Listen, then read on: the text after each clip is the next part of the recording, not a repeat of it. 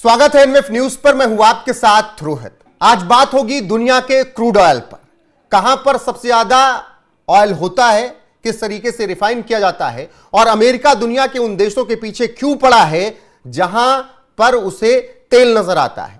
अब तो मीम में यह तक बात होने लगी कि सब्जी में ज्यादा तेल नजर आएगा तो ट्रंप वहां भी दिख जाएंगे, पराठे में ज्यादा तेल होगा तो ट्रंप वहां पर भी अटैक कर देंगे। यह रही मजाक की बात, लेकिन जानकारी आपको आज यहां पर बेहद खास मिलने जा रही है। तो बने रहिए हमारे साथ, विस्तार से चर्चा करेंगे। मेरे साथ वरिष्ठ पत्रकार पंकज प्रसून है, लेकिन चर्चा की शुरुआत करें उससे पहले कुछ डिटेल में जानकारी आपको दे देते हैं। सबसे पहले दुनिया में सबसे ज्यादा ऑयल रिजर्व कहां, यह समझिए। वेनेजुएला, जहां के राष्ट्रपति मादुरो को अभी उठा लिया गया, 303.2 बिलियन बैरल रिजर्व ऑयल है।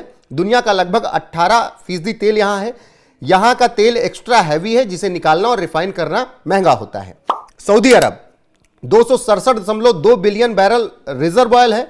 यहां तेल निकालना दुनिया में सबसे सस्ता और आसान है, जो इसे सबसे शक्तिशाली बनाता है। जैसे पेट्रोल पंप पे आप तेल डलवाते हैं, वैसे यहां पर तेल निकाल लिया जाता है अंदर से।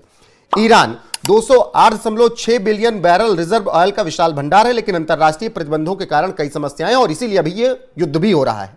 Canada 163.1 billion barrel reserve oil है। ऑयल सैंड्स, तेल वाली रेत के रूप में विशाल भंडार यहां पर भी है, हालांकि यहां पर भी तेल निकालना महंगा।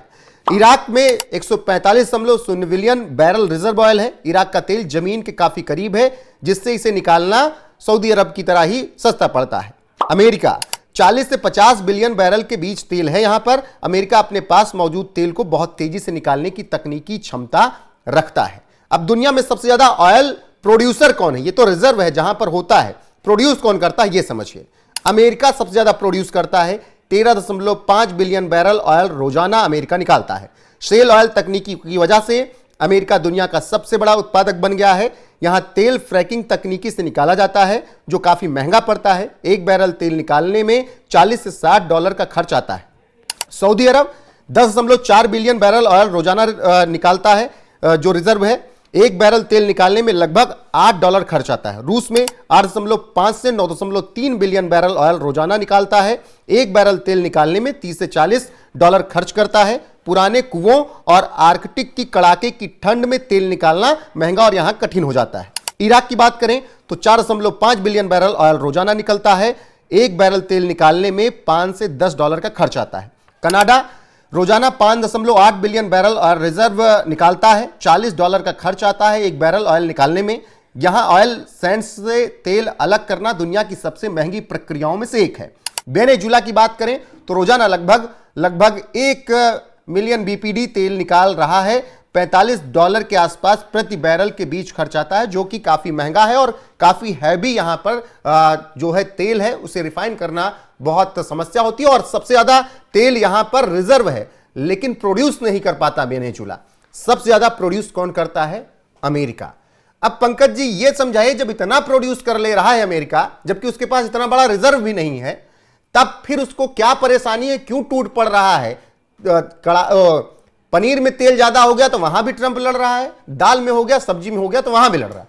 क्या कारण है इसके पीछे? आसान भाषा में कोशिश करता हूं।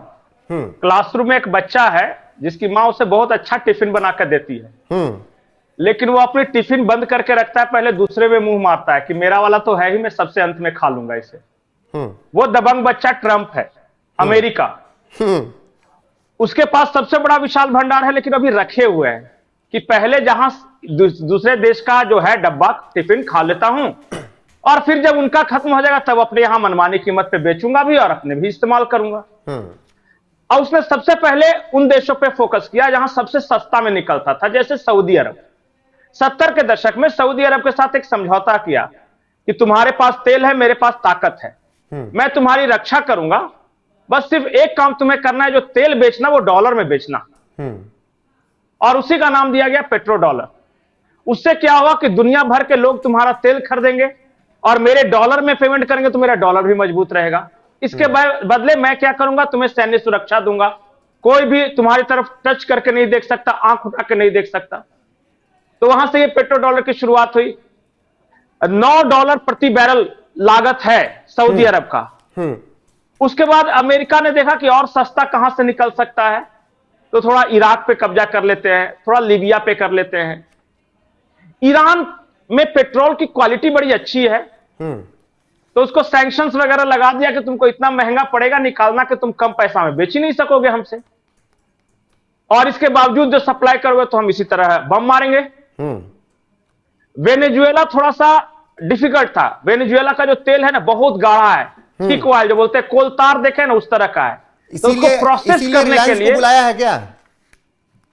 बिल्कुल, उसको प्रोसेस करने के लिए सिर्फ दो देशों के पास क्षमता है। एक तो चाइना के पास, जो कि मंगाता था वेनेजुएला से पेट्रोल, और उसने अपने यहां उस तरह की रिफाइनरीज तैयार की कि वेनेजुएला के जो कच्चा तेल है उसको प्रोसेस करके इस्तेमाल लायक बना सके। उसके बाद दुनिया में सिर्फ एक ऐसी ऑयल रिफाइनरी है जो कि वेनेजुएला के कच्चे तेल को प्रोसेस कर सकती है, वो है इंडिया के पास, रिलायंस इंडस्ट्रीज। अब ट्रंप को लगा कि यार चाइना के पास फिर जाएंगे कि भाई मेरा प्रोसेस करके बेचो, हम दोनों मिलकर बेचते तो ठीक नहीं लगेगा, डोमेस्टिकली बहुत प्रॉब्लम थे। और फिर पता लगे चाइना के पास जाए, चाइना कहे ऐसा करो कि ताइवान को कब्जा कर लो, उसके बाद मामला आगे बढ़ेगा। हाँ, बहुत तरह के इशू थे। तो फिर उसने क्या किया कि तो रिलायंस उस वक्त तेल खरीद रहा था रशिया से, और बार बार ट्रंप धमकी दे रहे थे भारत को कि रूस से तेल खरीदना बंद करो, नहीं तो टैरिफ लगा देंगे, तो ये लगा देंगे, वो लगा देंगे, सुन नहीं रहा था।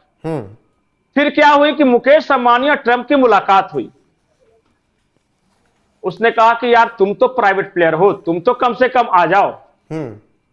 मोदी सरकार से पूछा गया, मोदी ने कहा कि किसी से हम दुश्मनी नहीं लेते, एक काम करो, सरकारी कंपनियां रशिया से खरीदेंगी, तुम मोटा भाई चले जाओ अमेरिका से, उसको भी थोड़ा सा एंटरटेन करके रखना। और वहीं से ये बातचीत शुरू हुई।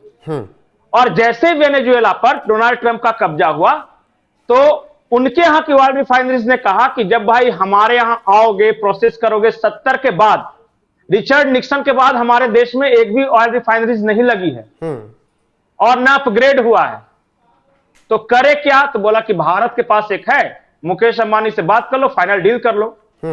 और इसीलिए 300 बिलियन की डील साइन की है कि अमेरिका के टेक्सास जगह पे, टेक्सास में एक शहर है, वहां पे तुम रिफाइनरी लगाओ जामनगर की तरह, हम 300 बिलियन का ये डील साइन करते हैं, जिसके बारे में ये पगला कर रहा था कि बेच दिया देश को। बिल्कुल, वो तो चलिए ट्रंप और अंबानी की तो डील की बात हो गई, लेकिन पंकज जी ये नहीं समझ में आया कि अमेरिका के पास अब मैं आगे बता रहा हूं, जो अपना ऑयल रिजर्व है वो उसी को रिफाइन नहीं कर पा रहा है क्योंकि उसको महंगा पड़ता है, लेकिन वेनेजुएला को उसने कब्जा कर लिया एक तरीके से, मादुरो को उठाकर। वहां तो और ज्यादा हैवी तेल है, उसको कैसे, अपना तो रिफाइन कर नहीं पा रहा, दूसरे का रिफाइन कैसे करेगा? इसलिए तो मुकेश अंबानी के साथ डील किया।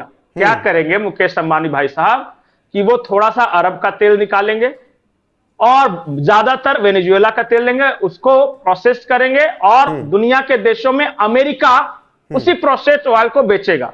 तो इससे मुकेश अंबानी को भी फायदा होगा और अमेरिका को भी फायदा होगा।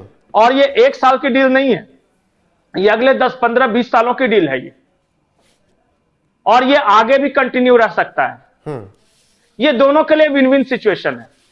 मकसद यह है कि दुनिया के ऑयल प्राइसेस पे कंट्रोल अमेरिका का रहे, कि हम ये डिसाइड करें कि कितने में तेल बेचा जाएगा पूरी दुनिया में, मतलब डॉलर का कंट्रोल रहे, जो रिजर्व डॉलर का कंट्रोल रहे। बिल्कुल बिल्कुल, डॉलर का और ऑयल का, मतलब कि हम बोले कि आज सब देश को बोले कि आज से $70 प्रति बैरल बिकेगा, पूरी दुनिया में वही बिके, हम डिसाइड करें। इससे होगा क्या कि पहले तो दूसरे देशों वाला बेचते रहेंगे, जब उनका खत्म हो जाएगा तब हम अपना भंडार निकालेंगे और अपने कंपटीटिव प्राइस पे बेचेंगे। उस वक्त अगर हम कहेंगे कि 70 के जगह पे $170 में भी बेचेंगे तो दुनिया के पास कोई विकल्प रहेगा नहीं, और वो खरीदेगा हम ही से।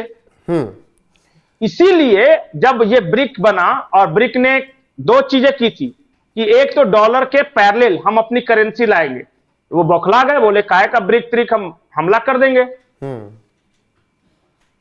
तो उससे बौखलाया। दूसरा इसमें यह था कि ब्रिक्स कंट्रीज के पास अपने ऑयल रिसोर्सेज थे, जैसे रशिया के पास था, उधर पता चला ब्राजील के आसपास के देशों में ये क्यूबा, वेनेजुएला, सबसे ब्राजील खरीद रहा था।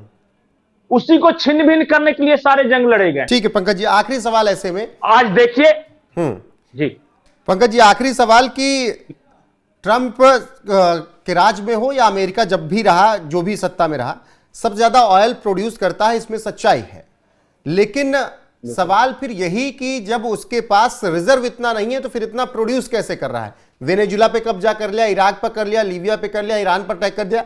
क्या यही स्ट्रेटजी है अमेरिका की? अगर यही स्ट्रेटजी है तो फिर अगला देश कौन जिसके तेल पर अटैक? अगला देश क्यूबा। बता तो दिया डोनाल्ड ट्रंप ने कि बस ईरान से निपटेंगे और उसके बाद क्यूबा में करेंगे। जहां जहां तेल रहेगा, ड्रिल वहां बेबी किसके ड्रिल। सहारे लड़ेंगे?